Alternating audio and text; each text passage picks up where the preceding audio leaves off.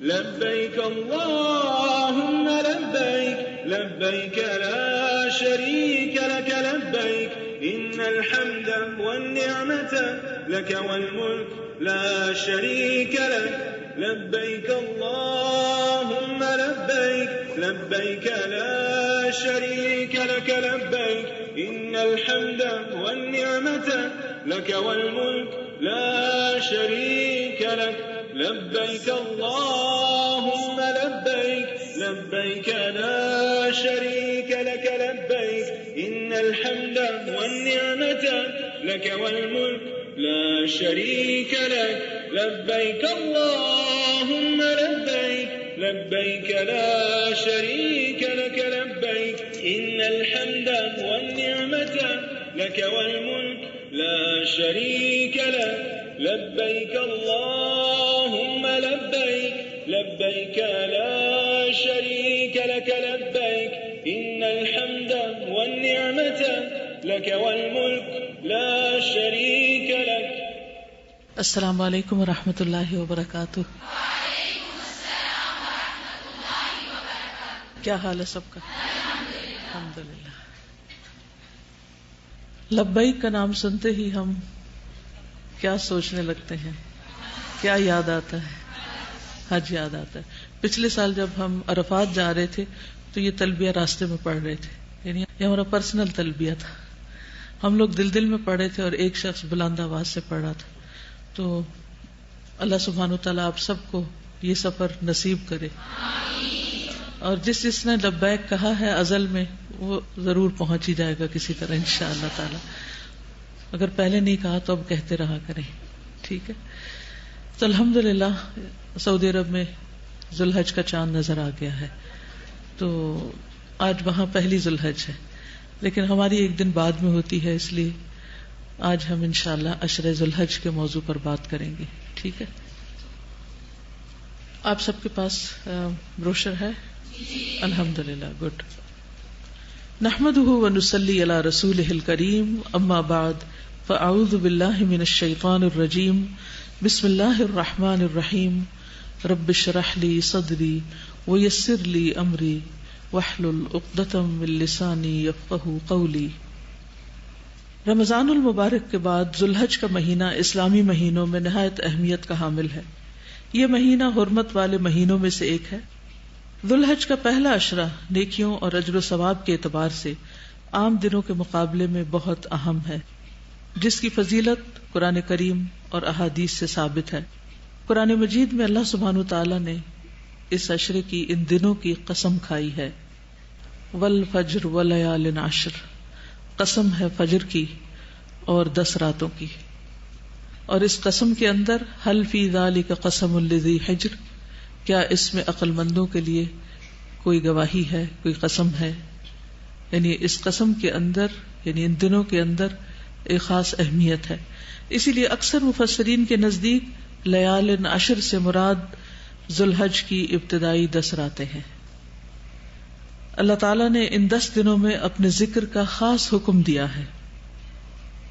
قرآن مجید میں آتا ہے وَيَذْكُرُ اسْمَ اللَّهِ فِي أَيَّامٍ مَّعْلُومَاتٍ، اور معلوم دنوں میں اللہ تعالیٰ کا نام یاد کریں، یعنی کثرت سے اللہ کا ذکر کریں. تو ان 10 دنوں میں کیے جانے والے اعمال اللہ تعالیٰ کو دیگر دنوں کی نسبت زیادہ محبوب ہیں. تو جو چیز اللہ تعالیٰ کو محبوب ہو وہ پھر ہمیں بھی محبوب ہونی چاہیے. تو اللہ سبحانہ تعالیٰ کو کیا پسند ہے، کس چیز سے محبت ہے، کیا چیز اس کو اچھی لگتی ہے؟ ان دنوں میں کیے جانے والے نیک اعمال.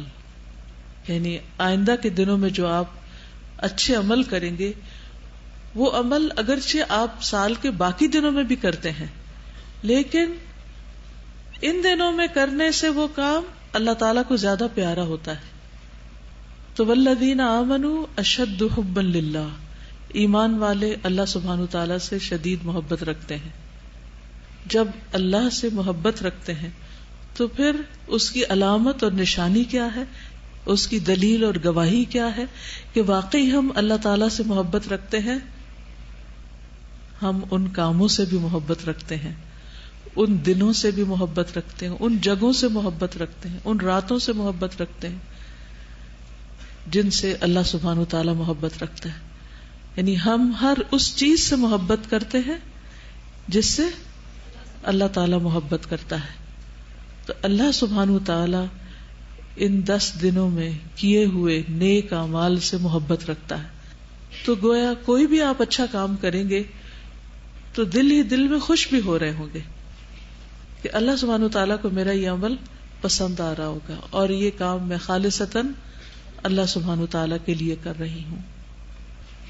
تو ارشاد ہے قسم ہے فجر کی اور 10 راتوں کی اور جفت کی اور طاق کی یعنی ایون اور آڈ کی اور رات کی جب وہ چلتی ہے، یعنی ہر رات آتی ہے اور اسلامی کیلنڈر ویسے بھی رات سے شروع ہوتا ہے جب چاند نظر آ جاتا ہے.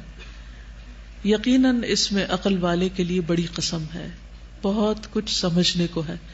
تو اگر ہم عقل مند ہیں، سمجھدار ہیں، تو پھر لازمی طور پر ان آیات میں غور و فکر کریں گے اور ان آیات میں جن 10 راتوں کا ذکر ہوا ہے ان راتوں میں نیک اعمال کریں گے.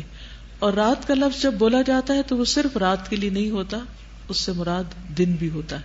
جیسے ہم جب دن بولتے ہیں تو اس سے مراد صرف دن نہیں ہوتا، کیا ہوتا ہے؟ رات بھی ہوتی، 24 آورز ہوتے ہیں. تو اسی طرح یہاں جب رات بولی گئی تو اس سے مراد صرف ذی الحج کی 10 راتیں نہیں. راتوں کی افضلیت کے اعتبار سے تو رمضان کے آخری عشرے کی 10 راتیں زیادہ افضل ہیں، لیکن یہاں رات سے مراد رات بھی ہے اور دن بھی ہے. یعنی دن میں عمل کریں یا رات میں عمل کریں تو یہ عمل آپ کا اللہ تعالیٰ کو زیادہ پیارا ہوگا. صحیح الترغیب والترہیب کی حدیث ہے، رسول اللہ صلی اللہ علیہ وسلم نے فرمایا دنیا کے دنوں میں افضل ترین دن 10 دن یعنی عشرہ ذی الحجہ ہیں. دنیا کے دنوں میں یعنی پوری دنیا میں دنوں کی جو گنتی ہے اور تعداد ہے یا جو دنوں کی فضیلت ہے ان میں سب سے زیادہ ان 10 دنوں کی ہے. پہلی ذی الحج سے لے کر 10 ذی الحج تک، اور پھر آگے ایام تشریق جو ہے ان کی اپنی ایک فضیلت ہے. اور ان دنوں میں کیا گیا عمل سب سے افضل عمل ہے. اب رمضان میں کیا ہوئے عمل بھی افضل ہوتے ہیں، جی ہاں وہ بھی افضل ہوتے ہیں. مہینے کے اعتبار سے وہ مہینہ افضل ہے اور راتوں کے اعتبار سے اس کی 10 راتیں افضل ہیں، لیکن دنوں کے اعتبار سے یہ 10 دن افضل ہیں اور ان کے دن کے اعمال زیادہ افضل ہیں، اگرچہ رات کے بھی اچھے عمل ساتھ ہی شمار ہوں گے. مسند احمد کی روایت ہے ما عمل افضل منہ فی ہذہ الایام یعنی ایام العشر. نبی صلی اللہ علیہ وسلم نے فرمایا ان دنوں میں کیے گئے عمل سے افضل کوئی عمل نہیں. ان دنوں میں کیے گئے عمل سے افضل کوئی عمل نہیں، یعنی عشرہ ذی الحجہ کے دنوں سے. ایک اور حدیث میں آتا ہے، ابو داؤد کی روایت ہے کہ ان دنوں میں کیا گیا نیک عمل اللہ تعالیٰ کو سب سے زیادہ پسند ہے. رسول اللہ صلی اللہ علیہ وسلم نے فرمایا اللہ تعالیٰ کو کوئی نیک عمل کسی دن میں اس قدر زیادہ پسندیدہ نہیں جتنا کہ ان دنوں میں پسندیدہ ہے. یعنی جو بھی اچھا کام آپ کریں گے، یعنی عشرہ ذی الحجہ. صحابہ نے کہا اے اللہ کے رسول کیا جہاد فی سبیل اللہ بھی نہیں؟ کیونکہ کرنے کے کاموں میں سب سے افضل کام اللہ کے راستے میں نکلنا ہے.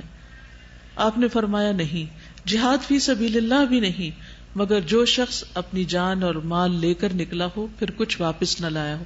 یعنی جو اپنی جان بھی دے دے اور اس کا گھوڑا بھی شہید ہو جائے اور وہ خود بھی چلا جائے، یعنی سب کچھ اللہ کے راستے میں لٹا دے، اس کا عمل بہرحال سب سے بہتر ہے.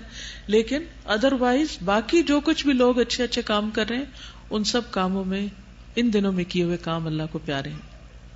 پھر اسی طرح صحیح ترغیب و ترہیب کی ایک اور حدیث میں آتا ہے ما من عمل ازکا عند اللہ، پیچھے تو احب الی اللہ آتا ہے اور یہاں ازکا ولا اعظم اجرا من خیر یعملہ فی عشر الاضحی. نبی صلی اللہ علیہ وسلم نے فرمایا اللہ کے نزدیک ذی الحجہ کے 10 دنوں میں نیک اعمال بہت زیادہ پاکیزگی اور بہت بڑے ثواب کا باعث ہے. یعنی اس سے انسان کے نفس کا تزکیہ بھی ہوتا ہے اور اجر میں بھی اضافہ ہوتا ہے، اعظم و اجرا ہے. صحیح ترغیب و ترہیب کی ایک اور حدیث سے پتہ چلتا ہے نبی صلی اللہ علیہ وسلم نے فرمایا اللہ تعالیٰ کے نزدیک عشرہ ذی الحجہ کے دنوں سے بہترین دن کوئی نہیں۔ ایک آدمی نے عرض کیا اے اللہ کے رسول صلی اللہ علیہ وسلم، کیا یہ افضل ہے یا ان کی گنتی کے برابر اللہ کے راستے میں جہاد کرنا، یعنی 10 دفعہ جہاد میں جانا، یہ دن افضل ہے یا ان کی گنتی کے برابر اللہ کے راستے میں جہاد کرنا؟ تو آپ نے فرمایا ان کی گنتی کے برابر اللہ کے راستے میں جہاد کرنے سے بھی زیادہ افضل ہے، یعنی 1 دفعہ نہیں 10 دفعہ اگر کوئی جہاد کے لیے جائے تو اس سے بھی زیادہ افضل ہے کہ انسان ان 10 دنوں میں کوئی نیک کام کرے۔ اسی لیے ہم دیکھتے ہیں کہ صحابہ کرام ان دنوں میں انتھک محنت کرتے تھے، انتھک محنت۔ سعید بن جبیر ذی الحجہ کے 10 دن داخل ہونے کے بعد عبادت میں بہت زیادہ کوشش کرتے تھے، حتیٰ کہ وہ اتنی محنت کرتے کہ لگتا کہ وہ اس کی قدرت نہیں رکھتے، یعنی جتنا ان کا بس چلتا اتنے نیک کام کرتے، ہر طرح کے نیک کاموں میں خوب محنت کرتے تھے۔ تو اس لیے آنے والے 10 دنوں کو معمولی نہ سمجھے، ان کی قدر کرے۔ ہمیں نہیں معلوم کہ آئندہ سال یہ دن ہماری زندگی میں آتے ہیں یا نہیں آتے، اس لیے آج سے پلان کر لیں کہ ہم نے اگلے 10 دن کیا کرنا ہے۔ اب ان دنوں میں کرنے کے کام جو ہیں اس کے لیے آپ کے پاس یہ پیمفلٹ ہے، یہ آپ کے لیے بھی ہے اور دوسروں کے لیے بھی ہے۔ کم از کم 10 لوگوں کو آئندہ 10 دنوں میں کم از کم 10 لوگوں کو آپ ان 10 دنوں کی فضیلت ضرور بتائیں، شکرانے کے طور پر اس کام کو کریں۔ تو ان 10 دنوں میں کرنے کے کام کیا ہیں؟ نمبر 1 نماز ہے۔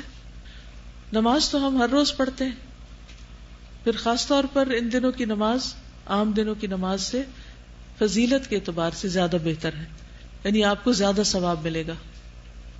نماز پڑھتے وقت آپ کا احساس کیا ہو کہ مجھے اس کا زیادہ ثواب مل رہا ہے، اس لیے مجھے شوق اور ذوق کے ساتھ اور پورے جذبے اور محبت کے ساتھ نماز ادا کرنی ہے، اور اس میں اول وقت میں نماز ادا کرے، خشوع و خضوع کے ساتھ۔ ہر رکعت میں مختلف صورتیں پڑھیں تاکہ زیادہ سے زیادہ قرآن نمازوں میں پڑھا جا سکے۔ اشراق اور چاشت کے نوافل پڑھیں، یعنی لازم کر لیں۔ اگر عام دنوں میں آپ کو عادت نہیں تو ان دنوں میں لازم کر لیں، اس سے کیا ہوگا انشاءاللہ باقی سال میں بھی پڑھنے کی عادت پڑ جائے گی۔ یہ مواقع آتے ہی اس لیے ہیں تاکہ جن نیک کاموں میں ہم پیچھے رہتے جا رہے ہیں ان میں ہم مزید کوشش کر کے اچھی عادات ڈال لیں۔ یہ بار بار چانسز اللہ تعالیٰ رمضان کے اور ذی الحجہ کے اسی لیے ہمیں عطا کرتے ہیں۔ پھر تہجد میں طویل قرات کرنا، اگر آپ کو صورتیں یاد ہیں، یا دیکھ کے پڑھنا۔ مردوں کا جماعت کے ساتھ نماز ادا کرنا۔ نماز کے بعد دوسرا اہم کام روزہ ہے۔ 9 ذی الحجہ کا روزہ رکھنا خصوصی طور پر، کیونکہ وہ 2 سال کے گناہوں کی معافی کا ذریعہ ہے۔ اس کے علاوہ بھی اگر ہو سکے تو پورا عشرہ جو ہے 10ویں دن تو خیر عید ہوگی، لیکن 9 دن اگر سارے روزے رکھ لیں تو بہت ہی اچھے ہیں، کیونکہ ان روزوں کا ثواب عام دنوں کے روزوں سے زیادہ ہوگا۔ اور اس میں آپ قضا کی نیت سے بھی رکھ سکتے ہیں سوائے 9 کے، کیونکہ 9 تاریخ کا روزہ تو مسنون روزہ ہے، وہ تو اسی دن کی نیت سے رکھنا ہوگا۔ پہلے 8 روزے اگر آپ کے پچھلے کوئی قضا رہتے ہیں تو ان کو بھی پورا کر سکتے ہیں۔ اگر اتنا نہیں کر سکتے تو پیر اور جمعرات کا روزہ ضرور رکھیں، قضا شدہ روزے رکھیں۔ اور عرفہ کا روزہ رکھنا گزشتہ اور آئندہ سال کے گناہوں کا کفارہ بن جائے گا۔ اسی طرح قرآن مجید کے ساتھ شغف کثرت سے تلاوت کریں، عام دنوں سے زیادہ۔ اگر ہو سکے تو ایک قرآن 10 دنوں میں ختم کر لیں اگر پاسبل ہو، اگر نہ ہو سکے تو کم از کم جتنا بھی، لیکن میک شور کہ عام دنوں سے زیادہ پڑھنا ہے، ٹھیک ہے، چاہے ایک صفحہ ہی زیادہ کیوں نہ پڑھے۔ پھر اسی طرح کام کاج کرتے ہوئے مختلف خوراک کی قرات سننا، نئی صورتیں حفظ کرنا، حفظ کی دہرائی کرنا، قرآن مجید کا ترجمہ اور تفسیر پڑھنا یا سننا۔ آپ لوگ تو ماشاءاللہ پہلے یہ کام کر رہے ہیں، لیکن ظاہر ہے کہ عشرہ صرف آپ لوگوں کے لیے نہیں، باقی سب مسلمانوں کے لیے بھی ہے، تو ان کو بھی اس طرف راغب کریں کہ مثلاً ان کو آپ سجیسٹ کر سکتے ہیں کہ ان دنوں میں ایک دن سورت یاسین کا سن لیں، ایک دن سورت الرحمن سن لیں، ایک دن سورت الملک سن لیں، ایک دن سورت الحجرات سن لیں۔ تو 10 دنوں میں اگر 10 سورتیں وہ ترجمہ تفسیر سے سن لیتے ہیں تو اس سے کیا ہوگا، ان کے علم میں اضافہ ہوگا اور نیکی کے کاموں کا شوق پیدا ہوگا۔ پھر معنی پر غور و فکر، اور دوسروں تک قرآن کا پیغام پہنچانا. پھر ذکر ہے تحلیل، تکبیر اور تحمید کا اہتمام، صبح شام کے اذکار کی پابندی، استغفار اور ذکر کی کثرت، درود شریف پڑھنا، مقبول اوقات میں دعائیں مانگنا، خصوصاً عرفہ کے دن، نئی دعائیں اور اذکار یاد کرنا. یہ جو دعائیں آپ یاد کر رہے ہیں ان کی مزید پابندی کرنا. ہر ایک کے پاس ایاک نستعین اور دعا کیجیے اور یہ جو دعاؤں کی کتابیں ہونی چاہیے اور ریڈی ہونی چاہیے، جس وقت بھی جو موقع ملے فوراً نکال کے اپنی دعائیں مانگ سکتے ہیں. پھر صدقہ و خیرات، ہر روز کچھ نہ کچھ ضرور صدقہ کریں، چاہے چھوٹی سے چھوٹی اماؤنٹ ہو، لیکن ڈیلی صدقہ کریں. کوئی ایک دن نہ جائے، کیونکہ ان دنوں میں جو صدقہ کریں گے وہ پورا سال صدقہ کرنے سے زیادہ افضل ہے، تو اور زیادہ خیر و بھلائی کا باعث ہوگا. زکوٰۃ کی ادائیگی کا اہتمام کریں اگر آپ کی ڈیو ہے. زائد ضرورت چیزیں صدقہ کریں، اگر ہو سکے تو گھر کی صفائی کر لیں اور ایکسٹرا چیزیں ساری دراز وغیرہ، الماریوں سے، دوسری چیزوں سے جو بھی زائد جمع ہو گیا ہے اس کو ہٹا دیں، اس کو نکال دیں. بلکہ عید بازار یہاں لگا لیں تو اس سے فائدہ کیا ہوگا کہ سب لوگ اپنا اپنا اسٹف لا کے رکھ دیں گے، اور جن لوگوں کو شدید ضرورت ہوگی وہ یہ نہیں کہ دوسرے بیچ رہے ہیں تو آپ سستا سمجھ کر پھر جا کے گھر بھر دیں. اس کا مقصد یہ ہے کہ اگر آپ کی کوئی واقعی ضرورت کی چیزیں ہیں تو اس میں سے آپ لے لیں، اور جن کی ضرورت کی نہیں وہ لا کے رکھ دیں، اور اس میں سے جو آمدنی ہوگی وہ انشاءاللہ خیر اور بھلائی کے کاموں میں چلی جائے گی. کوئی پسندیدہ ترین چیز بھی اللہ کی راہ میں دیں، یعنی ویسے تو آپ دیں ہی، لیکن کوئی ایک چیز جو آپ کو اچھی لگتی ہو. والدین، بیوی بچوں اور عزیز و اقارب پر خرچ کرنا، رشتہ داروں وغیرہ کے لیے عید کے تحفے، تحائف وغیرہ، یا جو بھی آپ اس میں سے کر سکیں. خدمت خلق میں رشتہ داروں کے ساتھ صلہ رحمی، ان کو فون وغیرہ کریں، خصوصاً عید سے پہلے. عام دنوں میں اگر نہیں تو عید سے پہلے یا عید کے دن، وہ بھی 10واں دن ہی شمار ہوگا. پڑوسیوں کی خبرگیری، ضرورت مندوں کی مدد، دین کی تعلیم و تبلیغ میں حصہ، اجتماعی بھلائی کے کاموں میں رضاکارانہ والنٹریلی خدمت انجام دینا. قربانی تک ناخن اور بال نہ کاٹنا، جس نے کاٹنے وہ آج کاٹ لے، کیونکہ اگلے 10 دن میں ایک بال بھی نہیں اتار سکتے آپ، ٹھیک ہے؟ تو آج ہی اپنی صفائی کر لیں. پھر عید کے دن کی سنتوں پر عمل کرنا، عید کی نماز کا اہتمام کرنا، عزیز و اقارب سے ملاقات کرنا، اخلاص نیت سے قربانی کرنا، قربانی کا گوشت کھانا اور دوسروں کو کھلانا.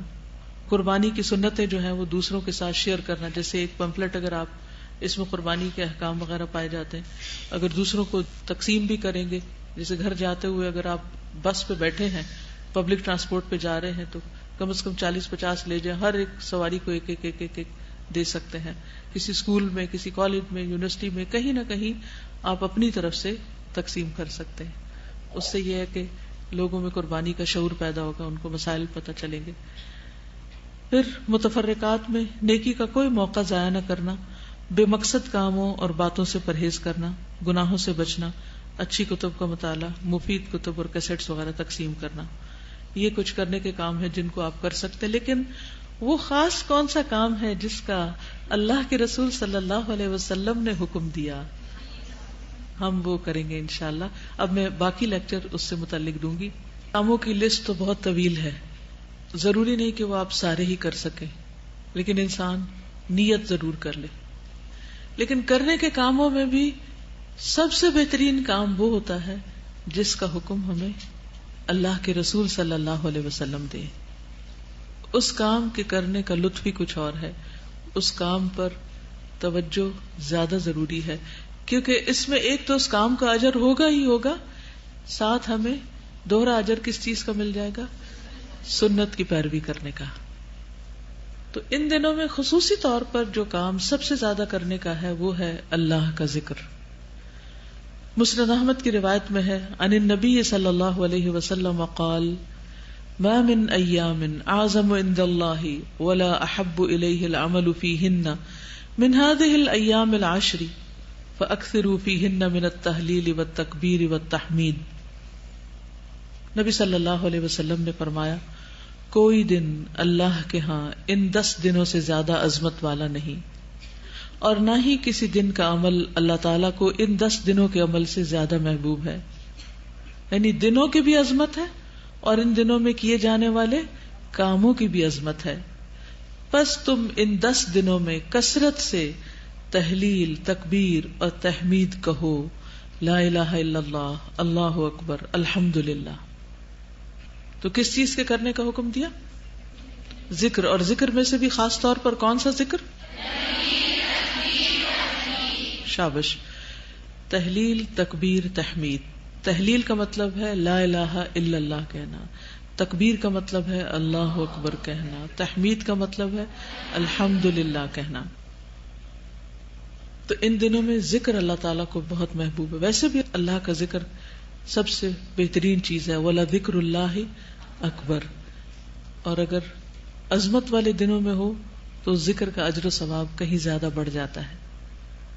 تو تھوڑا سا ذکر کی اہمیت اور فائدوں پر بات کریں گے.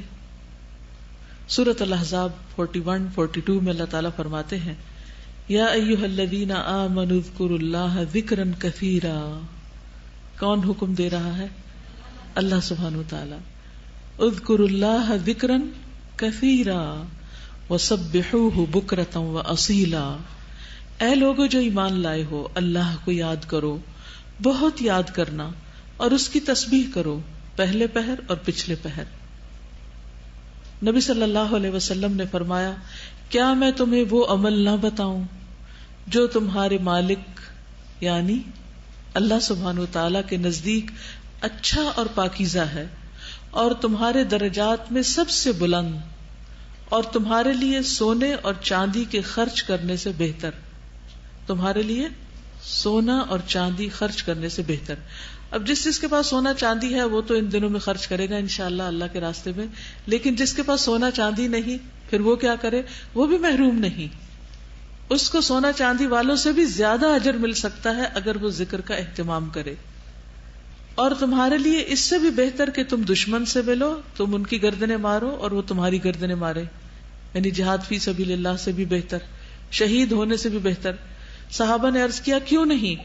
آپ نے فرمایا اللہ کا ذکر، اللہ تعالی کا ذکر. لیکن ہمیں ذکر کا موقع کیوں نہیں ملتا؟ ذکر کی فرصت کیوں نہیں ملتی؟ آپ میں سے کوئی بتائے گا؟ ہم اور باتیں بہت زیادہ کرتے ہیں. تو جو شخص جتنی زیادہ غیر ضروری باتیں کرے گا اتنا زیادہ ذکر سے محروم ہوگا، خیر اور بھلائی سے محروم رہے گا. اس لیے اگر آپ واقعی چاہتے ہیں کہ اللہ کا ذکر کریں تو اپنا محاسبہ خود کریں. کوئی اور نہیں آپ کو روکے گا، کیونکہ دوسرے مروت کے مارے، شرم کے مارے آپ کو نہیں کہیں گے کم بولو. تو آپ نے خود اپنے آپ کو کنٹرول کرنا ہے اور اس کو ذکر سے ریپلیس کرنا ہے. تو جو شخص ذاکر ہوتا ہے وہ غافل نہیں ہوتا. تو اللہ ہمیں ذاکرین میں سے بنائے، غافلین میں شامل نہ کرے. نبی صلی اللہ علیہ وسلم نے فرمایا بہترین عمل یہ ہے کہ جب تم دنیا سے رخصت ہو تو تمہاری زبان اللہ کے ذکر سے تر ہو. یہ کیسے ممکن ہے؟ یہ کیسے ہوتا ہے کہ دنیا سے جاتے ہوئے بھی اللہ کی باتیں ہو رہی ہیں، لوگوں کی نہیں، چیزوں کی نہیں، مال و دولت کی نہیں، بچوں کی نہیں؟ یہ کیسے ہوتا ہے؟ یہ کن خوش نصیبوں کو نصیب ہوتا ہے جو شعوری اور لاشعوری دونوں طور پر اللہ کے ذکر کی کثرت کریں. ذکر جن کی گھٹی میں پڑ جائے، جن کی عادت بن جائے، پھر وہ محروم نہیں ہوتے، کیونکہ وہ چپ رہ ہی نہیں سکتے. جس طرح لوگوں کو دنیا کی باتیں بہت اچھی لگتی ہیں نا، اور وہ چپ نہیں رہ سکتے بولنے سے، اسی طرح کچھ لوگوں کو ذکر سے چپ نہیں آتی، وہ رہ ہی نہیں سکتے ذکر کے بغیر. ذکر ان کی تسبیح ہے، ذکر ان کی غذا ہے، ذکر ان کے لیے اطمینان قلب کا باعث ہے. نبی صلی اللہ علیہ وسلم نے فرمایا اللہ تعالیٰ فرماتا ہے میں اپنے بندے کے گمان کے ساتھ ہوں جو وہ میرے متعلق رکھتا ہے، اور میں اس کے ساتھ ہوں جب وہ مجھے یاد کرتا ہے. اگر وہ مجھے اپنے دل میں یاد کرتا ہے تو میں بھی اس کو دل میں یاد کرتا ہوں، اگر مجھے جماعت میں یاد کرتا ہے تو میں اس سے بہتر جماعت میں اس کو یاد کرتا ہوں. اللہ تعالیٰ فرماتے ہیں میں اپنے بندے کے ساتھ ہوں اس وقت تک جب تک وہ مجھے یاد کرتا ہے اور میری یاد میں اپنے ہونٹ ہلاتا ہے. ایک ذکر ہوتا ہے صرف دل میں، اور ایک ہوتا ہے منہ سے بول کر، اور ایک ہوتا ہے چاہے اونچی آواز سے نہ بھی کریں، دون الجہر من القول، یعنی خفیہ بھی کریں تو اس میں بھی ہونٹ ہلنے چاہیے، یعنی پتہ چلے کہ آپ ذکر کر رہے ہیں. جو لوگ ذکر کریں گے وہ کامیابی سے یقیناً دو چار ہوں گے، یعنی کامیابی پائیں گے. سورۃ الجمعہ آیت 10 میں اللہ تعالیٰ فرماتے ہیں وَاذْكُرُوا اللَّهَ كَثِيرًا لَعَلَّكُمْ تُفْلِحُونَ، اور اللہ کو بہت یاد کرو تاکہ تم کامیاب ہو جاؤ. ہم میں سے ہر شخص چاہتا ہے کہ اسے کامیابی نصیب ہو، تو اس کے لیے بھی کیا کرنا ہوگا؟ ذکر کی کثرت. پھر اسی طرح ذکر میں زندگی ہے. جو شخص ذکر کرتا ہے اس کا دل زندہ ہوتا ہے، وہ زندوں میں سے ہے، اور جو ذکر نہیں کرتا وہ گویا مردوں میں سے ہے. یعنی حدیث میں واضح طور پر بخاری میں بتایا گیا کہ اس شخص کی مثال جو اپنے رب کو یاد کرتا ہے اور اس کی جو یاد نہیں کرتا زندہ اور مردہ جیسی ہے. تو جب دل مردہ ہونے لگے، جب دل بے چین ہونے لگے، جب دل پر بوجھ آنے لگے، جب دل میں طرح طرح کے وسوسے آنے لگے، جب دل خراب ہونے لگے، جب دل غمگین ہو، ہرٹ ہو، جب دل فکر مند ہونے لگے، تو ان سب بیماریوں کا علاج کیا ہے؟ ان سب علتوں کا علاج کیا ہے؟ اللہ کا ذکر. کثرت سے کریں، صرف ذکر نہیں کریں، کثرت سے کریں حتیٰ کہ وہ کیفیت سبسائڈ ہو جائے، دور ہو جائے. اور یقینی طور پر دور ہو جائے گی، کیونکہ الذین آمنوا وتطمئن قلوبہم بذکر اللہ، جو لوگ ایمان لاتے ہیں ان کے دل اللہ کے ذکر سے مطمئن ہو جاتے ہیں، وہ ٹھیک ہو جاتے ہیں، شفایاب ہو جاتے ہیں، کوئی صدمہ نہیں رہتا. الا بذکر اللہ تطمئن القلوب، خبردار اللہ کے ذکر سے دل مطمئن ہوتے ہیں. پھر اسی طرح شیطانی حملے کم ہوتے ہیں. دیکھیے نیکی کے کام نیکی کے خیال سے شروع ہوتے ہیں، تو شیطان آپ کے خیالات پہ کنٹرول کرتا ہے تاکہ آپ نہ اچھا سوچیں اور نہ اچھا کریں.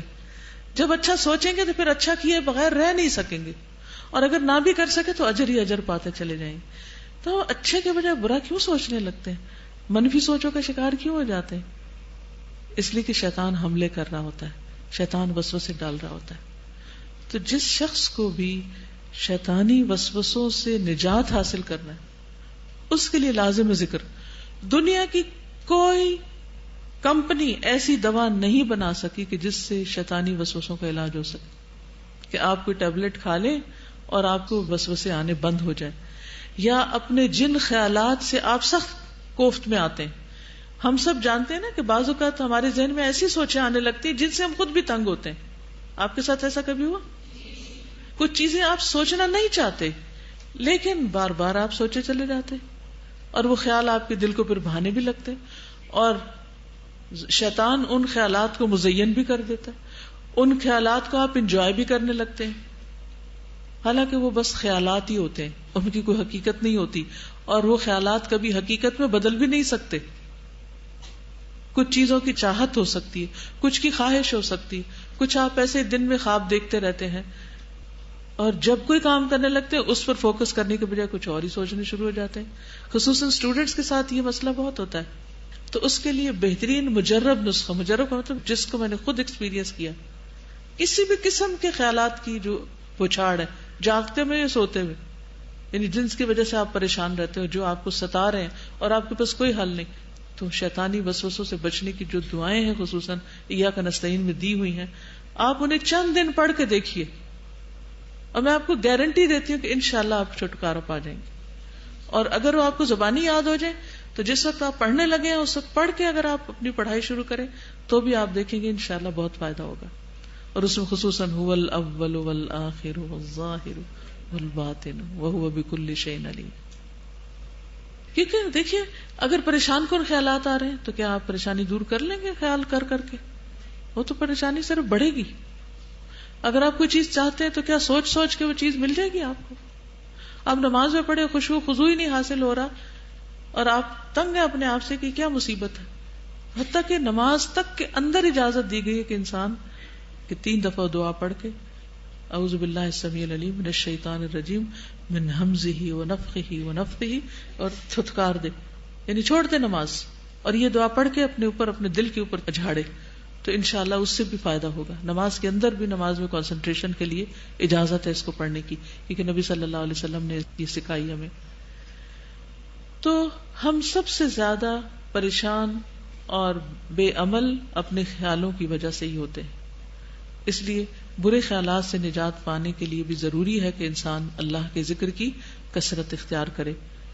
یحییٰ علیہ السلام نے بیت المقدس میں یحییٰ علیہ السلام نے بیت المقدس میں بنی اسرائیل کو جمع کیا. جب مسجد بھر گئی تو ایک ٹیلے پر بیٹھ گئے, اللہ کی حمد و ثنا بیان کی اور فرمایا میں تمہیں کثرت کے ساتھ اللہ تعالیٰ کے ذکر کا حکم دیتا ہوں, کیونکہ اس کی مثال اس شخص کی سی ہے جس کا بہت تیزی سے دشمن پیچھا کر رہا ہو. دشمن اس کے پیچھے آ رہا ہے اور وہ ایک مضبوط قلعے میں گھس کر پناہ گزین ہو جائے. اسی طرح بندہ بھی جب تک اللہ تعالیٰ کے ذکر میں مصروف رہتا ہے شیطان کے حملوں سے محفوظ ایک مضبوط قلعے میں ہوتا ہے. پھر اسی طرح کچھ اوقات بھی ہیں جن میں انسان اگر ذکر کرتا ہے تو اس ذکر کا اپنا فائدہ بھی ہوتا ہے, لیکن اس کے فضائل بہت زیادہ ہیں, اس کا اجر بہت زیادہ ہے, ملٹی پلائی ہو جاتا ہے اجر.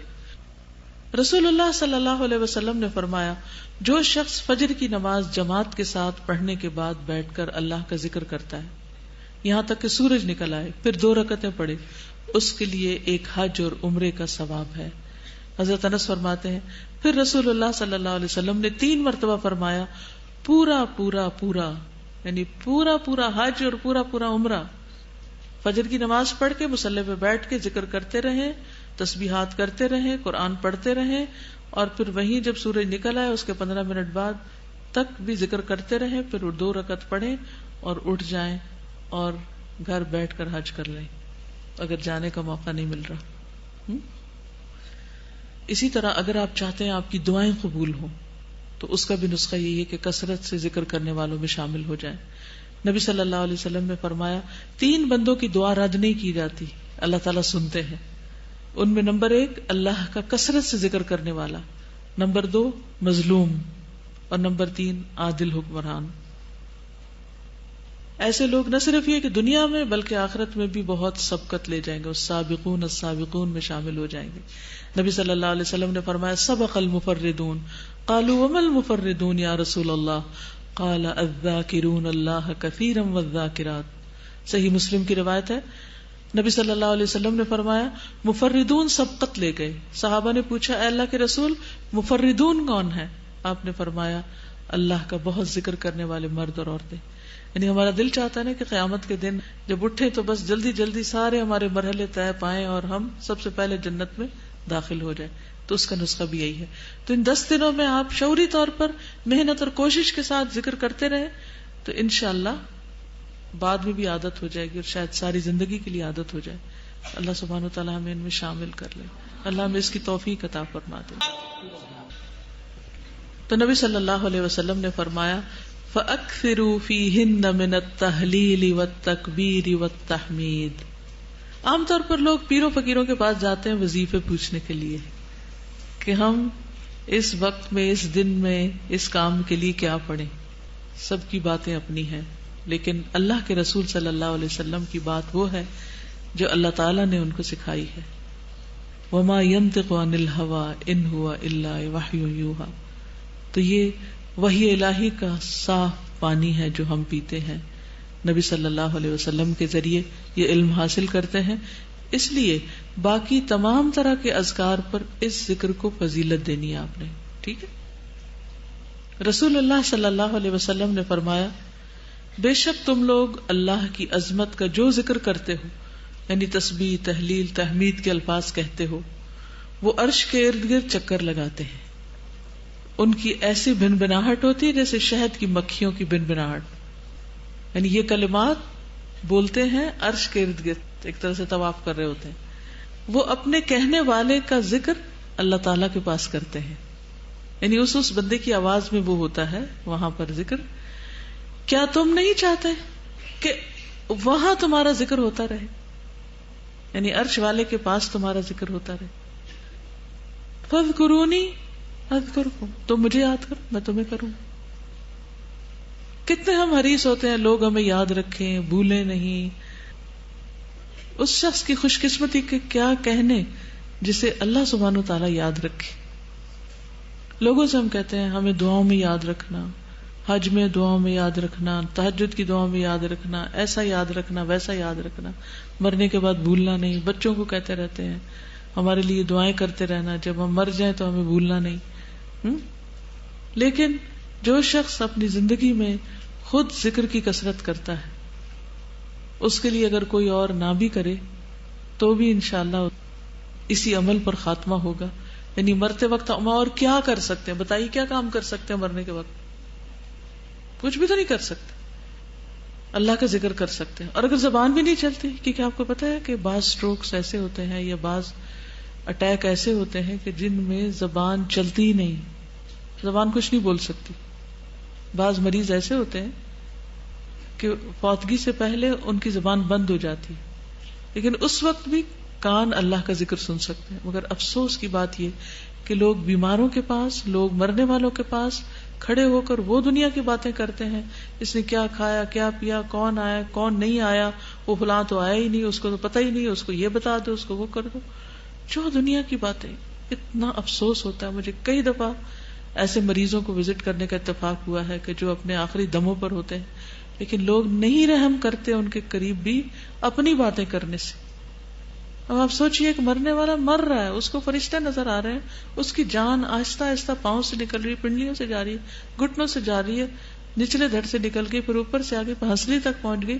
وہ چند لمحوں کا مہمان ہے. اللہ کے واسطے اس کے پاس اللہ کا ذکر کرے، یا اس کے پاس قرآن پڑھے یا تسبیح پڑھے. گا خود نہیں توفیق آپ کو نہیں کچھ آتا تو کوئی تلاوت لگا ہی دے کہ آخری چیز وہ اللہ کا ذکر کرتا ہوا دنیا سے جائے، نہ کہ دنیا کی باتیں سنتا ہوا. اسی طرح ہسپتال میں جو مریض پڑے ہوتے ہیں ان بیچاروں کا بھی یہی حال ہوتا ہے. ان کے آس پاس اٹینڈنٹس کی بھرمار ہوتی ہے، یعنی اپنے جو رشتے دار ہوتے ہیں. عام طور پہ ہمارے گاؤں دیہات میں کیا حال ہوتا ہے کہ جب کوئی بیمار ہو سارا پنڈ چل پڑتا ہے اس کی خبر لینے کے لیے، اور وہ جا کے اس کے سر پہ سوار ہو جاتے ہیں، اور پھر وہ جو ادھر ادھر کی باتیں کرنا شروع کرتے ہیں، کپڑوں اور کھانوں اور ریسیپیز اور دنیا بھر کی معلومات ڈسکس کرنا شروع ہو جاتے، اور کوئی اس کے پاس اللہ کا ذکر نہیں کرتا.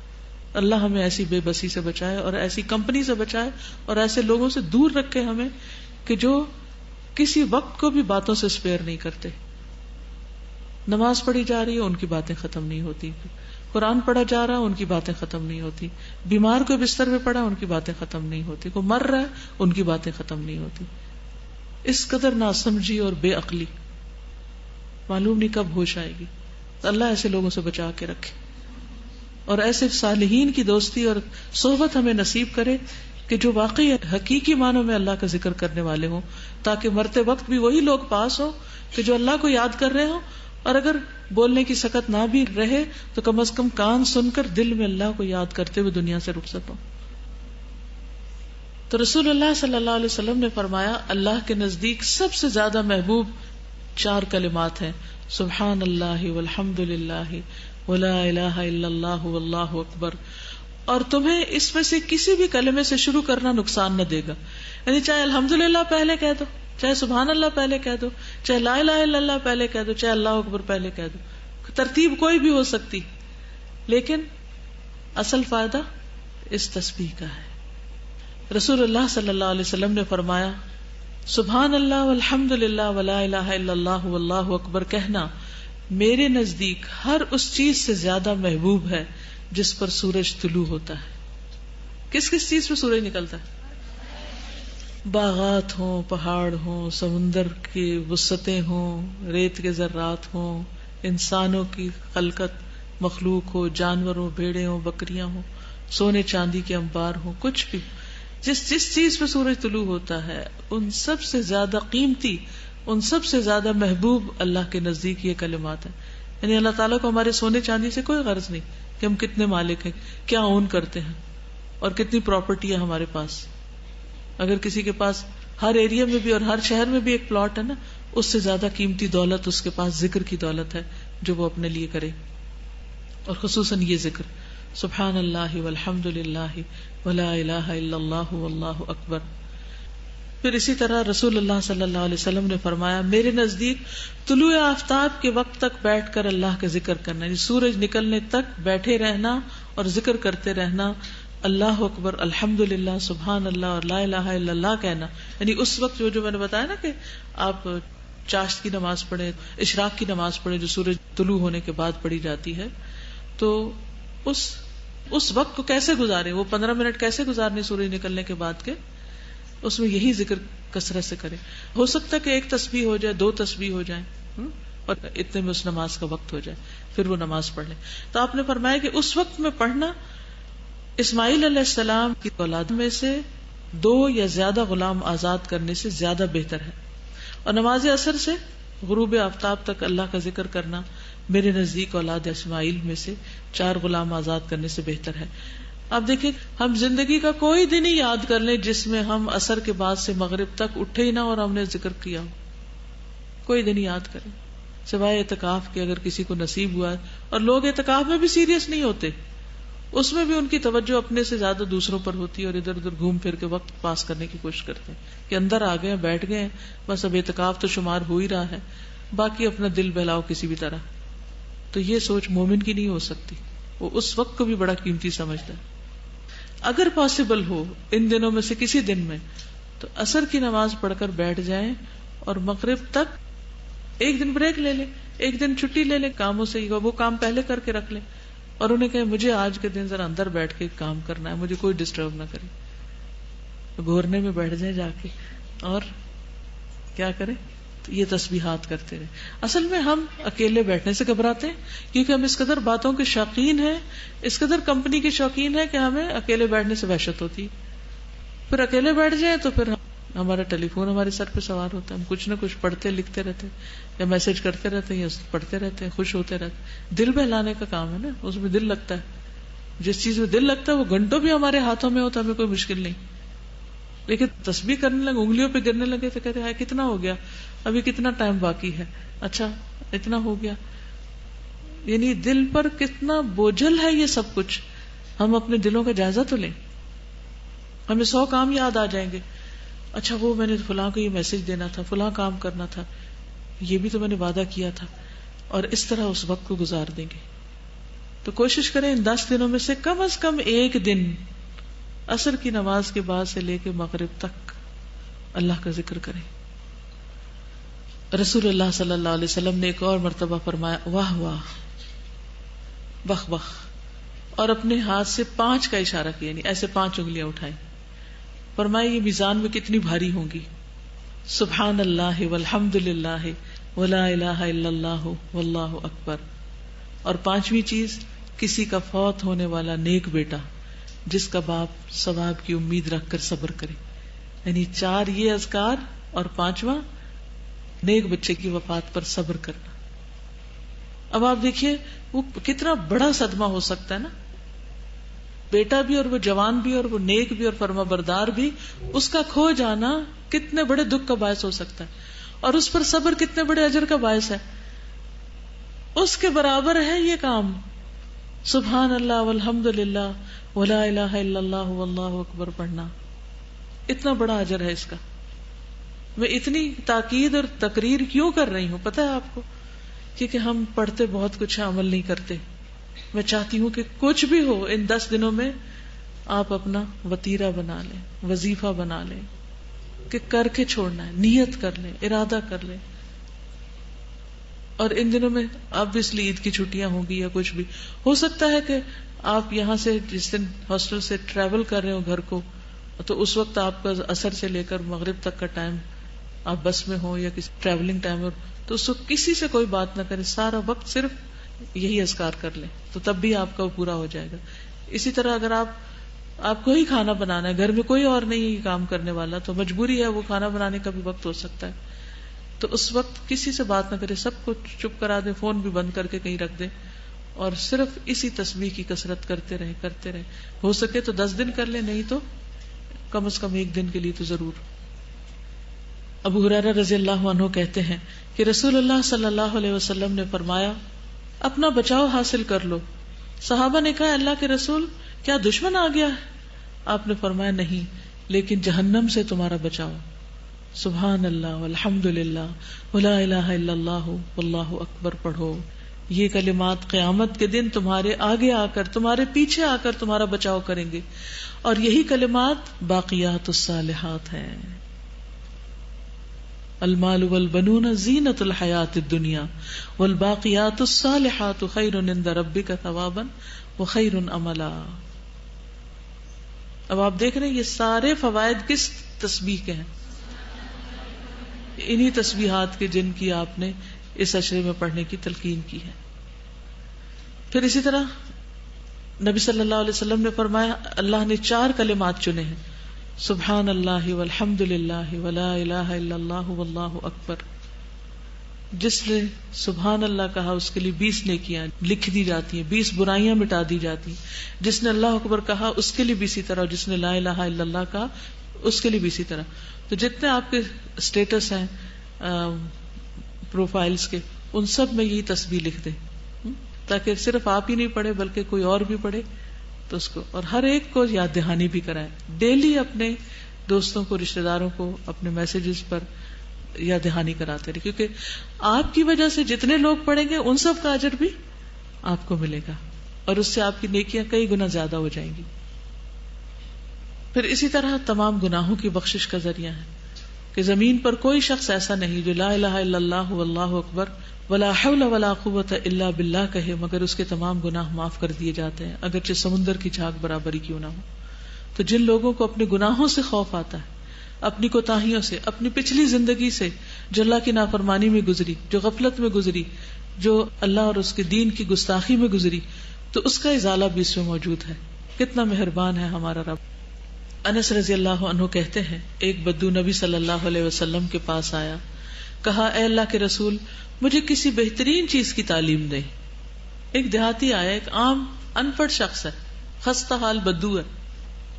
کس کا خیال ذہن میں آ رہا ہے کہ اب آپ کس کو کیا سکھا سکتے ہیں؟ آپ کے آس پاس کوئی بدو رہتے ہیں، ان پڑھ لوگ رہتے ہیں جن کو کچھ آتا نہیں ہے، انہیں بھی تو نیکی میں شریک کرنا ہے نا. تو کم از کم کسی ایک ایسے شخص کا اہتمام کریں کہ جس کو کچھ نہ آتا ہو، جو پہلے سے یہ کام نہ کر رہا ہو. تو آ کے کہتا ہے مجھے کسی بہترین چیز کی تعلیم دے. اگر ہم سے کوئی آ کے یہ پوچھے کہ مجھے کسی بہترین ایجوکیشن کے لیے گائیڈ کریں تو ہم کیا کریں گے؟ ہم اسے ہارورڈ جانے کا مشورہ دیں گے. تو نبی صلی اللہ علیہ وسلم نے کسی بھی طبقے کے کسی بھی انسان کو، کیونکہ سب انسانوں کا دل ہے نا، سب انسانوں کی آخرت ہے، سب کا حساب کتاب ہے، سب کا جواب ہے، یہ دین سب کے لیے، کسی کو بھی محروم نہیں چھوڑا. تو نبی صلی اللہ علیہ وسلم نے اس کا ہاتھ پکڑ لیا. آپ کی تعلیم کا ایک خاص انداز ہے یہ. عبداللہ بن مسعود کہتے ہیں نا کہ آپ نے مجھے التحیات اس طرح سکھائی تھی کہ میرا ہاتھ آپ کے 2 ہاتھوں کے بیچ میں تھا. ایک ہے ایک ہاتھ سے ہاتھ پکڑنا، اور ایک ہے 2 ہاتھوں کے بیچ میں ہاتھ پکڑنا. تو ہاتھ پکڑ کر آپ صلی اللہ علیہ وسلم نے یہ سکھایا. فرمایا سبحان اللہ والحمد للہ ولا الہ الا اللہ واللہ اکبر کہو یہ. تو اب آپ نے بھی اپنی میڈ کا یا اپنے کسی ایسے شخص کا جو خستہ حال ہے، جس کچھ نہیں آتا، اس کا ہاتھ پکڑ کے سکھانا. اس ہاتھ پکڑنے سے اور کیا فوائد ہوں گے، اور کیا فائدہ ہو سکتا ہے؟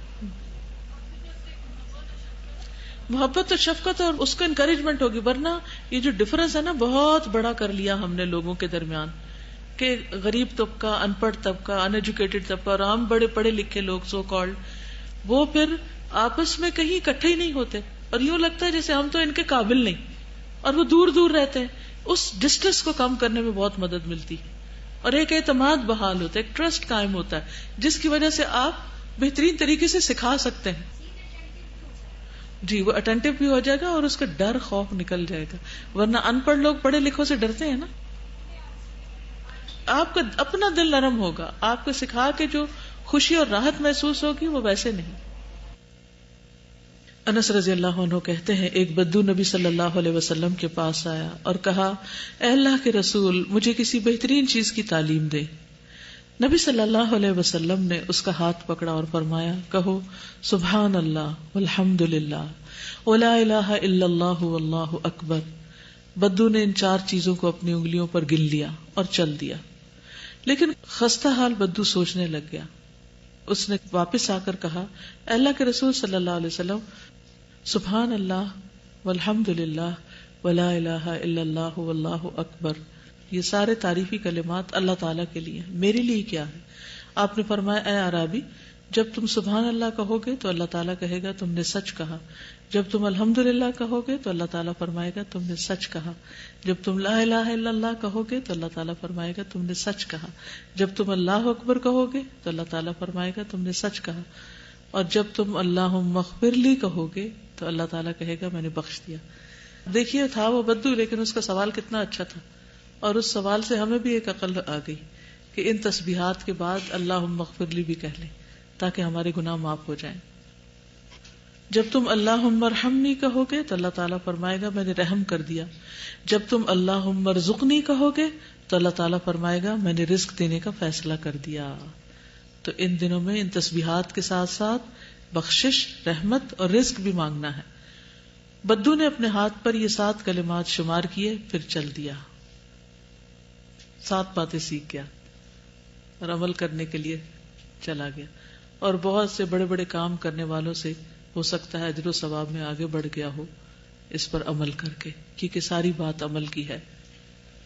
رسول اللہ صلی اللہ علیہ وسلم نے فرمایا کچھ دعائیں ایسی ہیں جن کو 100 مرتبہ پڑھنے والا کبھی محروم نہیں ہوتا، اور وہ ہیں سبحان اللہ والحمد للہ ولا الہ الا اللہ واللہ اکبر. پھر اسی طرح یہ آگ سے بچاؤ کا ذریعہ بھی ہیں. رسول اللہ صلی اللہ علیہ وسلم نے فرمایا بنی آدم کے ہر انسان کو 360 جوڑوں پر پیدا کیا گیا ہے، پس جو شخص اللہ اکبر، الحمد للہ، لا الہ الا اللہ، سبحان اللہ، استغفر اللہ کہے اور لوگوں کے راستے سے پتھر یا کانٹا یا ہڈی ہٹا دے یا نیکی کا حکم دے یا برائی سے روکے، 360 جوڑوں کی گنتی کے برابر وہ سب کام کرے، تو اس دن یوں چلتا ہوگا کہ اس نے اپنے نفس کو جہنم کی آگ سے آزاد کر لیا ہوگا. یعنی اگر روز کی یہ تسبیح آپ پڑھ لیں تو گویا آپ نے اپنے لیے جہنم سے آزادی خرید لی. ہر کلمے کے بدلے جنت میں درخت لگتا ہے. اب آپ دیکھیے اللہ تعالیٰ جواب دیتے ہیں، جنت میں درخت لگتا ہے، جہنم سے نجات ہوتی ہے، رزق ملتا ہے، کس قدر فوائد ہیں. لیکن پھر بھی اگر ہم نہ پڑھیں تو محرومی اس کی ہے جو نہ پڑھے. رسول اللہ صلی اللہ علیہ وسلم نے فرمایا جس رات مجھے معراج کروائی گئی میری ملاقات ابراہیم علیہ السلام سے ہوئی. انہوں نے کہا اے محمد صلی اللہ علیہ وسلم اپنی امت کو میری طرف سے سلام پیش کرنا اور بتانا کہ جنت کی مٹی پاکیزہ اور عمدہ ہے، اس کا پانی میٹھا ہے لیکن وہ ایک چٹیل میدان ہے. سبحان اللہ، الحمد للہ، ولا الہ الا اللہ واللہ اکبر کہنا، وہاں درخت لگانا ہے. تو یہ کلمات نہ صرف یہ کہ گناہوں سے چھٹکارے کا ذریعہ ہے بلکہ جنت میں درخت لگانے کا ذریعہ بھی. یعنی ایک دفعہ آپ ایک لا الہ الا اللہ کہتے ہیں یا اللہ اکبر کہتے ہیں تو کتنے سارے فائدے بیک وقت حاصل ہو جاتے ہیں. اور خصوصاً اگر ان دنوں میں آپ یہ تسبیحات زیادہ کریں گے تو اجر و ثواب کئی گنا زیادہ بڑھ جائے گا. اسی طرح کچھ لوگ ہوتے ہیں وہ قرآن پڑھے ہوئے نہیں ہوتے ہیں نا، ہمارے بزرگوں میں سے ہو سکتے ہیں، ہمارے آس پاس کے لوگوں میں سے ہو سکتے ہیں، اور وہ پڑھنے کی کوشش بھی کرتے ہیں تو نہیں پڑھ پاتے. تو یہ کلمات اس کے لیے بھی کفایت کرتے ہیں. یعنی اگر کوئی شخص قرآن نہیں پڑھ سکا اور اس کی بجائے وہ یہ کلمات پڑھ لے تو اس کو بھی فائدہ ہوگا. ابن ابی اوفا رضی اللہ عنہ کہتے ہیں کہ ایک آدمی نبی صلی اللہ علیہ وسلم کی خدمت میں حاضر ہوا اور عرض کیا میں قرآن کا تھوڑا سا حصہ بھی یاد نہیں کر سکتا، اس لیے مجھے کوئی ایسی چیز سکھا دیجئے جو مجھے قرآن کی جگہ کفایت کر دے. آپ نے فرمایا یوں کہو سبحان اللہ والحمد للہ ولا الہ الا اللہ واللہ اکبر ولا حول ولا قوة الا باللہ. پھر اسی طرح یہ کلمات تھکاوٹ کا علاج بھی ہیں. کس کو سکھایا تھا آپ صلی اللہ علیہ وسلم نے؟ حضرت فاطمہ کو. کب سکھایا تھا؟ جب انہوں نے شکایت کی تھی کہ کام کر کر کے میرے دونوں ہاتھوں میں چھالے پڑ گئے ہیں. اتنی چکی پیسی ہے، ہمیں تو چکی پیسنا تو کیا، آٹا بھی بعض اوقات گندا گندا مل جاتا ہے تو روٹی پکانے سے بھی عاجز آتے ہیں. تو کہاں حضرت فاطمہ جو جنت کی عورتوں کی سردار ہیں ان کے ہاتھوں میں چھالے پڑ گئے تھے چکی کو پیس پیس کر. تو اس کی جب شکایت انہوں نے نبی صلی اللہ علیہ وسلم سے کی تو آپ نے فرمایا سبحان اللہ، اللہ اکبر، الحمدللہ پڑھا کرو تو یہ تکلیف دور ہو جائے گی. اس سے یہ پتہ چلتا ہے کہ نہ صرف یہ کہ روحانی تکلیفیں بلکہ جسمانی تکلیفیں بھی ان کلمات سے دور ہوتی ہیں. پھر اسی طرح آپ صلی اللہ علیہ وسلم نے فرمایا جو اپنے مال کو خرچ کرنے سے بچائے، یعنی ذرا بخل ہو اس کے اندر، دشمن سے مقابلہ کرنے سے ڈرے، رات سے خوف کھائے، وہ اس کو پریشان کرتی، تو وہ اس قول کی کثرت کر دے سبحان اللہ والحمد للہ ولا الہ الا اللہ واللہ اکبر. اور ان میں سے بھی خاص طور پر لا الہ الا اللہ جو ہے یہ سارے کلام سے افضل ہے، کیونکہ اس میں اللہ سبحانہ وتعالیٰ کی توحید کا ذکر ہے. ایمان کی 60 یا 70 سے اوپر کچھ شاخیں ہیں جن میں سب سے افضل لا الہ الا اللہ کہنا ہے. ایک اور حدیث میں آتا ہے بہترین ذکر لا الہ الا اللہ ہے، اور جس نے لا الہ الا اللہ کہا تو ایک دن یہ کلمہ اسے مصائب سے نجات دلا دے گا، یعنی جو زندگی میں اس کو پڑھ لے گا. یا اس سے جو پہلے سے ہو چکا، یعنی اس کے پچھلے سارے گناہ معاف ہو جاتے ہیں جب وہ لا الہ الا اللہ پڑھ کے اسلام میں داخل ہوتا ہے. جب بندہ خالص دل سے لا الہ الا اللہ پڑھتا ہے تو اس کے لیے آسمان کے دروازے کھول دیے جاتے ہیں، یہاں تک کہ وہ عرش تک پہنچ جاتا ہے، جب تک کہ وہ کبیرہ گناہوں سے بچتا رہے، یعنی نماز وغیرہ پڑھتا ہو. اور پھر اس کے بعد جو دعا کرتا ہے انسان وہ بھی قبول ہوتی ہے. اور ہر مرتبہ یہ کہنا صدقہ بھی شمار ہوتا ہے، یعنی اگر کسی کے پاس مال و دولت نہیں خرچ کرنے کے لیے تو لا الہ الا اللہ کی کثرت کرتا رہے. اور جو شخص اس کلمے پر فوت ہو اس کے لیے جہنم کی آگ حرام ہے اور جنت میں داخلہ یقینی ہے انشاءاللہ. اور ایک حدیث کے مطابق قیامت کے دن میری شفاعت کی سعادت سب سے زیادہ اسے حاصل ہوگی جس نے لا الہ الا اللہ خلوص دل سے کہا. اس کا وزن کتنا ہے؟ اگر میزان کے ایک پلڑے میں آسمان و زمین اور جو چیزیں ساری رکھ دی جائیں اور دوسرے پلڑے میں صرف یہ کلمہ رکھ دیا جائے تو یہ دوسرا پلڑا جھک جائے گا، اتنا وزنی ہے یہ کلمہ. لیکن اس کو سمجھنا بھی ضروری ہے اور سمجھ کے پڑھنا بھی. اللہ کے نبی نوح علیہ السلام کی وفات کا وقت قریب آیا تو انہوں نے اپنے بیٹے سے فرمایا اگر 7 آسمان اور 7 زمینیں ایک بند کڑے کی شکل اختیار کر لیں تو لا الہ الا اللہ اس کو بھی توڑ دے گا. یعنی اتنا طاقتور کلمہ ہے. تو جب کبھی زندگی میں مشکل مرحلے سامنے آ جائے تو اس وقت کثرت سے لا الہ الا اللہ پڑھنا شروع کر دیں. پھر آگ سے بچانے والا ہے یہ کلمہ. اور پھر اس کلمے کی وجہ سے جو لوگ آگ میں چلے بھی جائیں گے ان کو بھی نکلوائے گا. یعنی کچھ لوگ ایسے نہیں جو کبیرہ گناہوں سے نہیں بچتے، تو کبیرہ گناہوں کی وجہ سے اگر انہیں جہنم میں جانا بھی پڑا تو لا الہ الا اللہ کی وجہ سے اس کی شفاعت ہو جائے گی اور وہ دوزخ سے نکال لیا جائے گا. پھر اسی طرح تحلیل کے یہ الفاظ بھی ہیں لا الہ الا اللہ وحدہ لا شریک لہ لہ الملک و لہ الحمد وہو علی کل شیء قدیر. اسی طرح لا الہ الا اللہ واللہ اکبر، لا الہ الا اللہ وحدہ لا الہ الا اللہ ولا شریک لہ، لا الہ الا اللہ لہ الملک و لہ الحمد، لا الہ الا اللہ لا حول ولا قوۃ الا باللہ. یعنی ساری تسبیحات کے شروع میں لا الہ الا اللہ، پھر لا الہ الا اللہ وحدہ لا شریک لہ اللہ اکبر کبیرہ والحمد للہ کثیرا وسبحان اللہ رب العالمین. اور دوسری جگہ آتا ہے سبحان اللہ بکرۃ و اصیلا ولا حول ولا قوۃ الا باللہ العزیز الحکیم. پھر یہ کلمات جو ہیں وسعت پیدا کرنے والے بھی ہیں. لا الہ الا اللہ الحلیم الکریم، لا الہ الا اللہ العلی العظیم، لا الہ الا اللہ رب السماوات السبع ورب العرش العظیم. یعنی اگر کسی کو کسی قسم کی کوئی پریشانی لاحق ہو، تنگی ہو، تو وہ ان کلمات کو پڑھے. کرب کے وقت، تکلیف کے وقت، دکھ کے وقت تو اس کی تکلیف دور کر دی جائے گی. پھر اسی طرح نبی صلی اللہ علیہ وسلم نے فرمایا کہ ان دنوں میں تحلیل کے علاوہ اور کس کی کثرت کرو؟ تکبیر کی کثرت کرو، اللہ اکبر کی. صحابہ کا طریقہ کیا تھا؟ ابن عمر اور ابو ہریرہ ان 10 دنوں میں بازار نکل جاتے اور تکبیرات پڑھتے. لوگ ان کی تکبیر سن کر تکبیر کہتے اور پھر نمازوں کے بعد بھی یہ تکبیرات ہوتی، یعنی مساجد کے اندر. اب بھی مینا میں جو حج کے دن ہوتے ہیں ان میں نمازوں کے بعد سب یہ تکبیرات پڑھ رہے ہوتے ہیں. پھر اسی طرح عورتوں کا یہ تکبیر پڑھنا. عمر رضی اللہ تعالیٰ عنہ مینا میں اپنے خیمے کے اندر تکبیر کہتے تو مسجد میں موجود لوگ اسے سنتے اور تکبیر کہتے، بازار والے بھی تکبیر کہتے، یہاں تک کہ سارا مینا تکبیر سے گونج اٹھتا.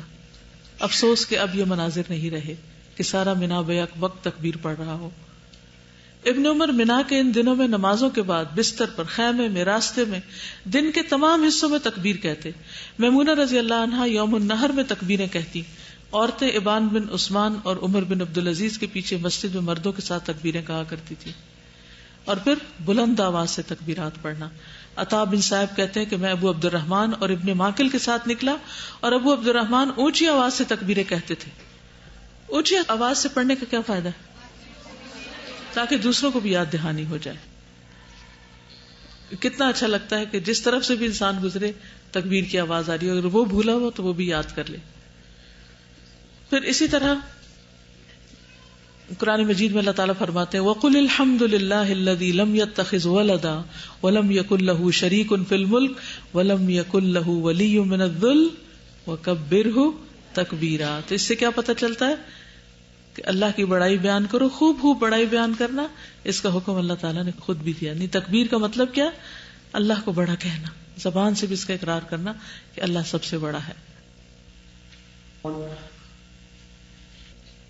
رسول اللہ صلی اللہ علیہ وسلم کی آزاد کردہ لونڈی سلمہ نے عرض کیا, اے اللہ کے رسول مجھے کچھ کلمات بتائیے لیکن زیادہ نہ ہو.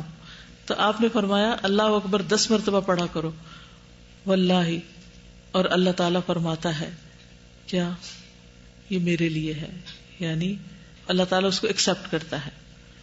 پھر اگر کوئی 100 دفعہ پڑھتا ہے اللہ اکبر اللہ اکبر اللہ اکبر, تو فرمایا یہ لگام اور کاٹھی سمیت 100 گھوڑے اللہ کی راہ میں دینے سے بہتر ہے, 100 اونٹ سے بہتر ہے, 100 غلام آزاد کرنے سے بہتر ہے. صبح شام 100 دفعہ اللہ اکبر پڑھنا 100 غلاموں کے آزاد کرنے سے بہتر ہے, سورج طلوع ہونے اور غروب ہونے سے پہلے. ٹھیک ہے, یعنی وہ جو ٹائم ہے نا صبح شام کے اذکار کا. پھر اسی طرح تکبیر جو ہے آسمان و زمین کے درمیان کی جگہ کو بھر دیتی ہے. وَالتَّكْبِيرُ مِلُّ السَّمَاوَاتِ وَالْأَرْضِ. پھر ہر مرتبہ اللہ اکبر کہنا صدقہ بھی ہے. اور پھر ہر تلبیہ پڑھنے والا جو تلبیہ پڑھتا ہے اسے بشارت دی جاتی ہے. ہر تکبیر کہنے والا جو تکبیر کہے اسے بھی خوشخبری سنائی جاتی ہے. کہا گیا کیا جنت کی خوشخبری؟ فرمایا ہاں. گویا الٹیمیٹلی نتیجہ کیا ہے کہ جو ان تکبیرات کو پڑھے گا اس کے لیے کیا ہے؟ جنت ہے. تکبیرات کے مسنون الفاظ کون کون سے؟ اللہ اکبر لا الہ الا اللہ اللہ اکبر وللہ الحمد, جو آپ کی کلاسز میں بھی چلتے رہتے ہیں.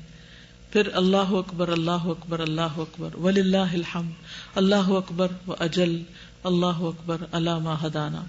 پھر اللہ اکبر کبیرہ اللہ اکبر کبیرہ اللہ اکبر و اجل اللہ اکبر وللہ الحمد.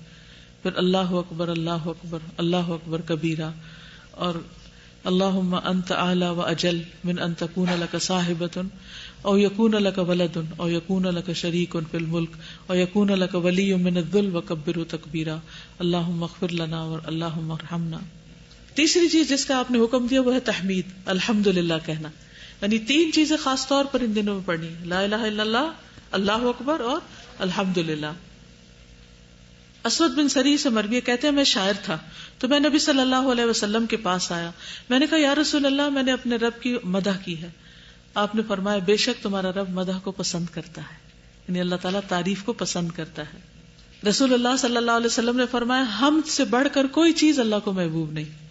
یعنی اللہ تعالیٰ کے پسندیدہ اعمال ان 10 دنوں میں ویسے سارے بھی ہیں, لیکن خاص طور پر اگر آپ حمد کرتے ہیں تو وہ اور بھی افضل ہے.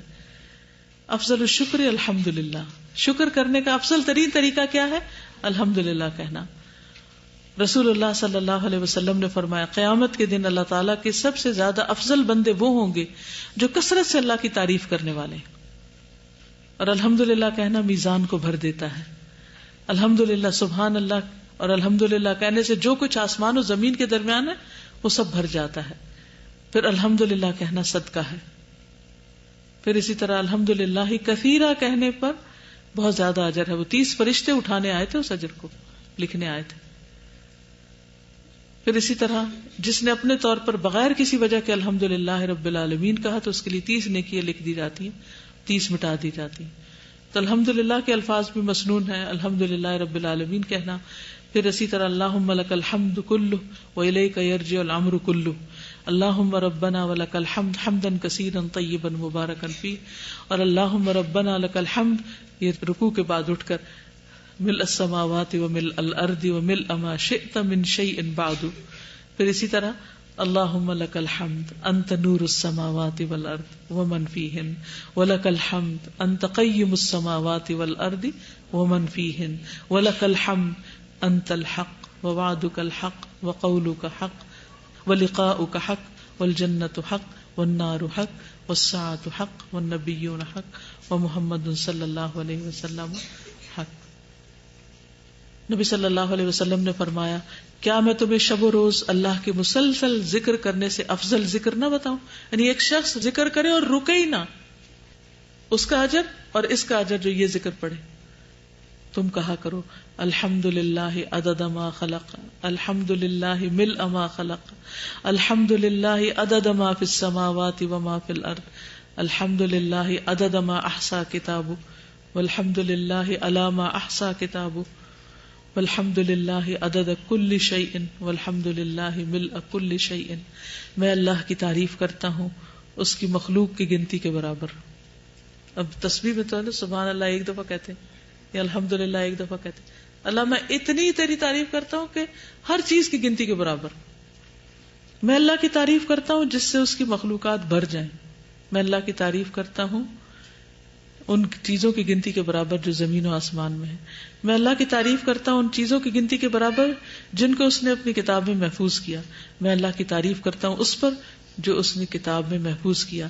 میں اللہ کی تعریف کرتا ہوں ہر چیز کی گنتی کے برابر, اور میں اللہ کی تعریف کرتا ہوں جس سے ہر چیز بھر جائے. یعنی اتنی تعریف. لیکن یہ وہی کر سکتا ہے جس کا دل بھرا ہوا اللہ کی تعریف سے. جب آپ بھرے دل کے ساتھ الحمدللہ کہیں گے تو کیا ہوگا؟ ہر چیز بھی بھر جائے گی انشاءاللہ. ٹھیک ہے, تو اللہ تعالیٰ سے دعا ہے کہ وہ ہمیں اس کی توفیق عطا فرمائے. لکھ دیں گے آپ کو انشاءاللہ, اور یہ تکبیرات بھی انشاءاللہ کلاس ریسورس farhatashmi.com پر, وہاں پر آپ کو انشاءاللہ مل جائیں گے. اور میں ٹائپ کروا دیتی ہوں اور اس کا پوسٹر سا بنا کے باہر بھی لگا دیتے ہیں اور بینر بنا دیتے ہیں تاکہ سارے پڑھ سکیں, اور چھوٹے چھوٹے بھی کوشش کرتے ہیں کہ سب کو کاغذ پر لکھا ہوا مل جائے فضیلت کے سمیت, تاکہ آپ اوروں کو بھی دے سکیں. ٹھیک ہے جی.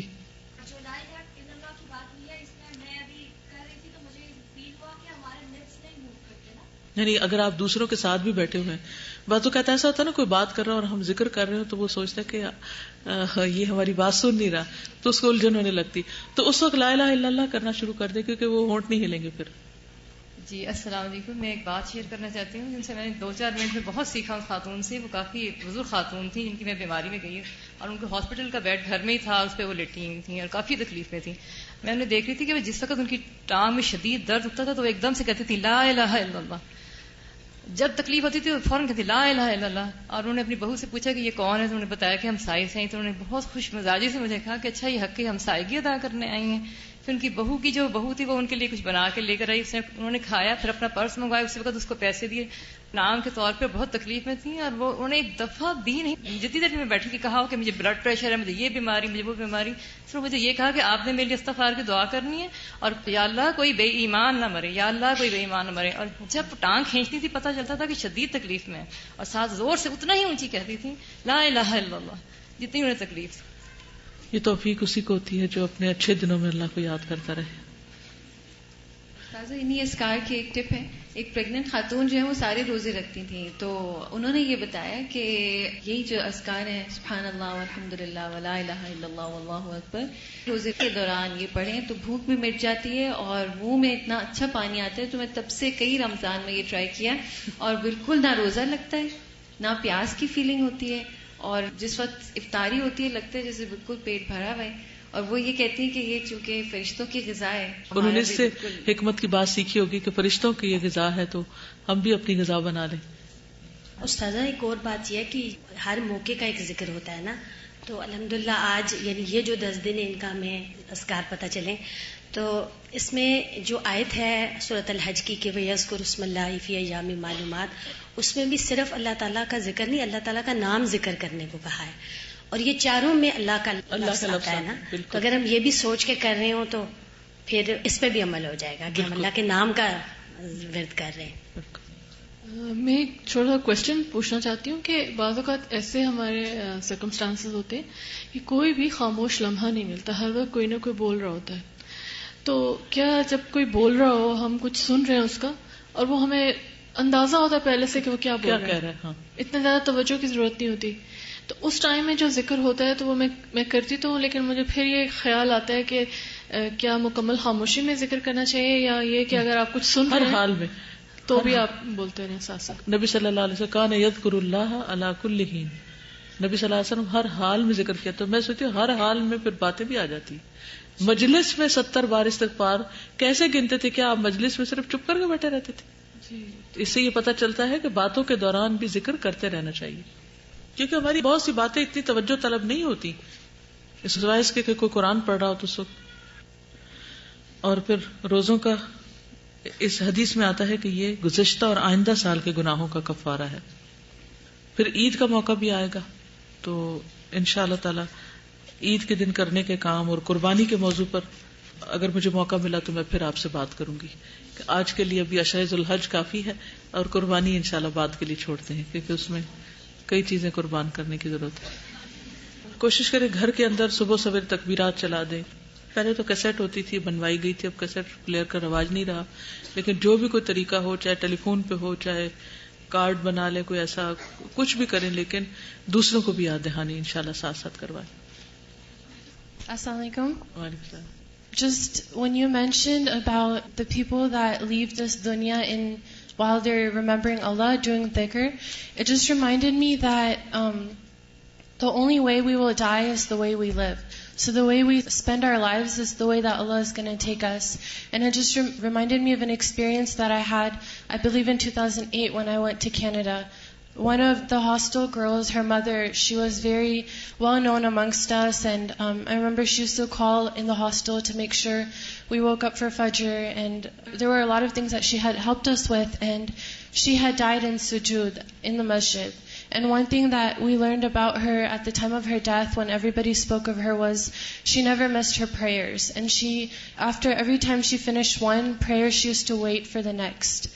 And also, one of my cousins, he had cancer. And when you mention about the people that are sick and how they're only worried about the worldly matters, he took the cancer as a blessing, because he said before his cancer, he had no deen. And during his cancer, he used to make his sister make a prayer chart for him during his surgeries. Whenever he was unconscious, she would mark every prayer that he missed. So when he was conscious and healthy, he could make up his prayers. And during his cancer 2 years, he missed Umrah, because every year they used to go for Umrah. And when the doctors had told him that he only had 2 months to live, he went back to Pakistan, he went for Hajj, and the second day after he had come back from Hajj, he passed away. After he had asked for forgiveness and after he had done Hajj. So I guess just a lesson to take, that if we want Allah to take us in that state, we have to live our day to day in that same state. Live that life. Okay, jazakumullahu khairan. Subhanakallahumma wa bihamdika ashhadu an la ilaha illa anta